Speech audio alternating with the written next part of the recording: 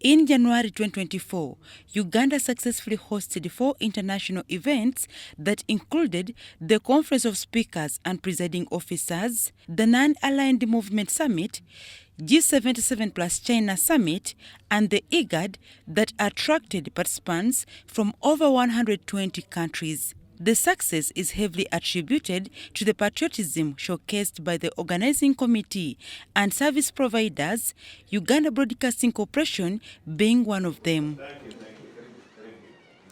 It is on this accord that the Gov't Chief Whip Hamson Obua has this Wednesday paid a courtesy call on UBC to thank the institution for the job well done.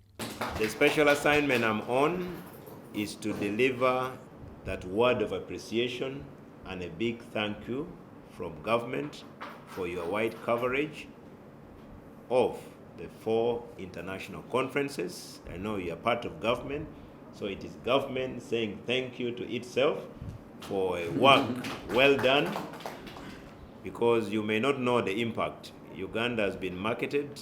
A number of those delegates are saying they want to come back in their private capacities, maybe for holidays, because the official programming could not give them the latitude of widening and deepening the integration with the Ugandan people, including visitations to some of our known places in terms of our tourism potentials.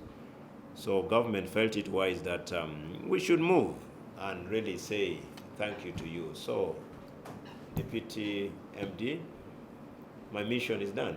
The meeting offered a platform for the UBC management to advance requests for increased funding for the national broadcaster that is currently thinking of refurbishing the worn-out infrastructure. There's been several letters, the most recent being last year, from His Excellency the President to the Minister of Finance, requesting that UBC be supported with an annual budget of 30 billion shillings to support our development and recurrent budgets. Honorable Minister, it's our prayer that through your office, this directive is respected. And this will go a long way in supporting this infrastructure. We will shortly take you around and show you that we have aging infrastructure, and we need government support to procure and install this equipment. We keep hearing voices from different quarters about supporting the private sector. Yes, indeed, Honourable Minister, we agree government should support the private sector, but we cannot work without the national broadcaster. And priority should be given to the national broadcaster and, of course, continue to support the private sector. The business of providing funding for private entities to do government work, and yet you have government agencies that are ready and prepared to do this, is unfortunate and unfair. And through your office, Honourable Minister, we would humbly request that UBC, having shown capacity in the last few weeks, is given the mandate to be the official broadcaster of all conferences that are happening here, international and local, through your office and through government, so that we continue to build the capacity UBC has.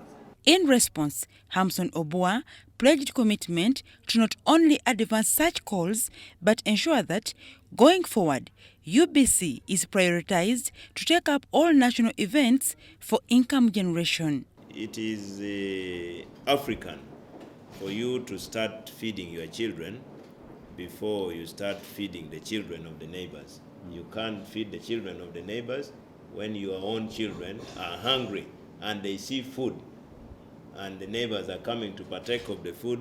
For you, you have relegated them. Definitely there will be a riot under the Riots Act in that family.